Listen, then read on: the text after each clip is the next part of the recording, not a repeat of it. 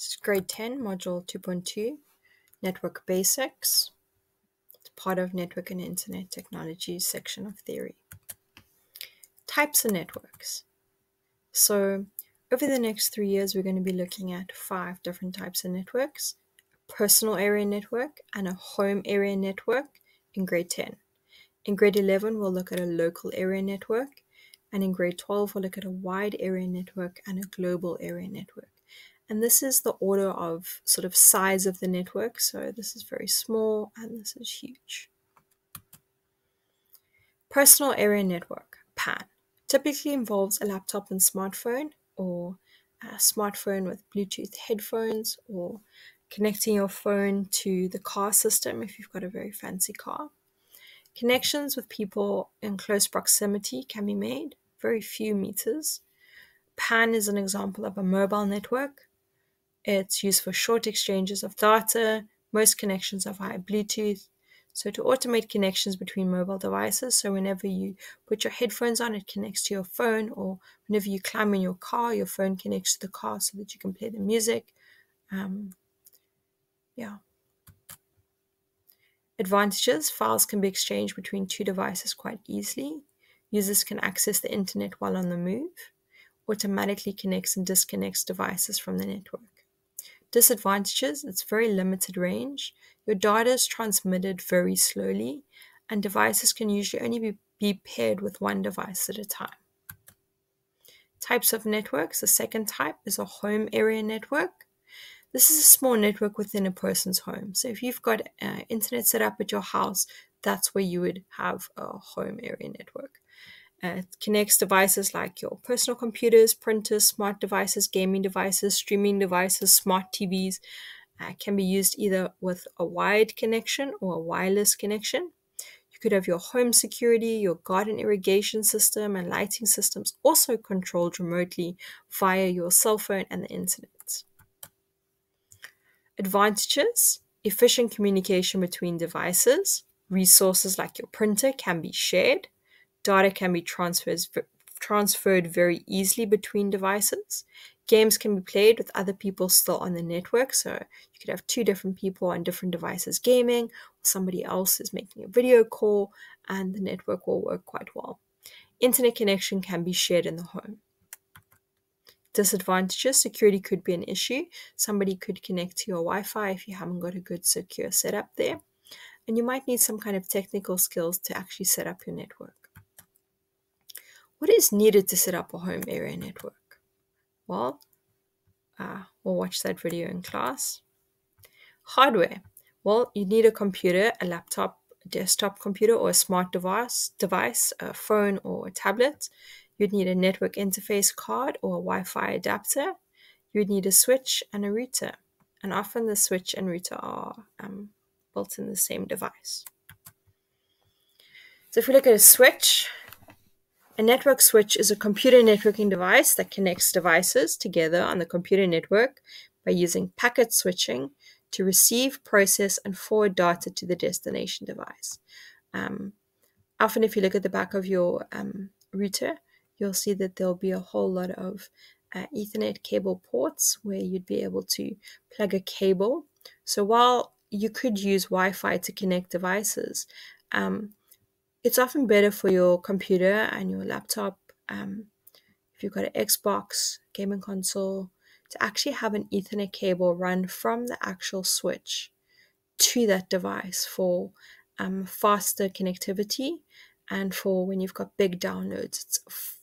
It's so much faster using a cable than using Wi-Fi. Wi-Fi will always actually be slower.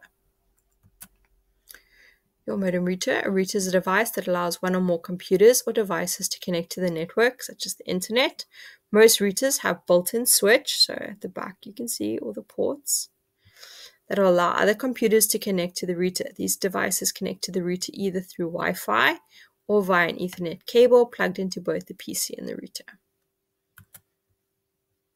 Connection methods. So your personal area network is using Bluetooth, and your home area network could be wireless or wired connection. Now, when we're talking wireless here, we're talking about Wi-Fi, but that Wi-Fi only works because you've got a wired connection set up. So a wired connection Cables are used to connect devices in the network. One end of the cable plugs into the network port attached to the network interface card or your Wi-Fi adapter, and the other end will connect to the port on the router. The type of cable is probably going to be an unshielded twisted pair Ethernet cable.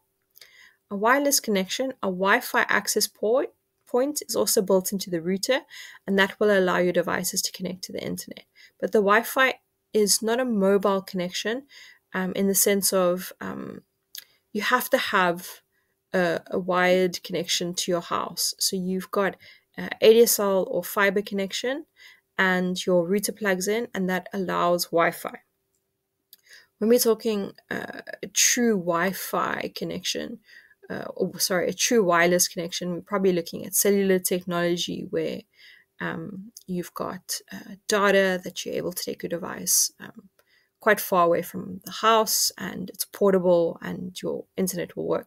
With Wi-Fi, you're still limited to a couple of meters on your property, and you might find that certain areas the Wi-Fi is not very good. There's sort of dead spots, and there are different devices you could buy to sort of enhance the Wi-Fi connectivity. If you think in terms of a school, we've got a lot of wired connections in every class. There's an Ethernet cable for the teacher's computer, but we've also got Wi-Fi access points in the roof so that learners' devices can also connect to the Wi-Fi when they're in those classrooms. A network interface card is a computer circuit board or a card that is installed in the computer so it can connect to the network. You can see here your Ethernet cable can plug in. Here's a better picture. So here's the Ethernet port where the Ethernet cable plugs in. This is connected into the back of your PC, and this is the PCI connection that would go on the motherboard. For any computer, a network interface card performs two tasks. It establishes and manages the computer network connection, and it translates digital computer signals for outgoing messages and translates signals into digital computer data for incoming messages. Wi-Fi adapter, so this is a different thing you could have if you don't have a network interface card. You could plug this into your laptop or your desktop PC, and it will allow Wi-Fi connection, called a Wi-Fi adapter. You also need software. So if you are in a network like a school network, that would be a local area network, you would need to have network operating software on the computers. It controls all the communication and security in the network, and it would be run off the server. Network operating system would be installed. Your network operating system or software that you would have only on a local area network or a wide area network. This would not be installed on a home area network or personal area network. They just use the software that's built in the operating system of the device. So you're only needing network operating system software on really big networks. Internet service provider, they're a company that provides a permanent fast connection to the internet. They sell internet access and services to individuals and businesses for a monthly fee. So for example, you could have a 2 gigabyte data package with Vodacom, and you would then be able to use that to access the internet. Your internet service provider could provide a mobile cellular technology connection, so 3G, 4G for your phone, tablet, or they could provide ADSL or fiber connection to your house.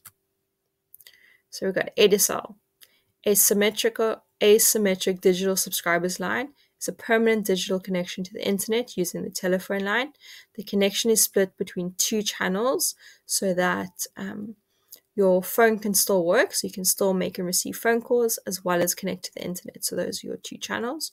It's slower than fiber and currently being phased out in South Africa. I know particularly Telkom are trying to get rid of their ADSL connections. Fiber to home, is the rollout of fiber cables to homes and small businesses.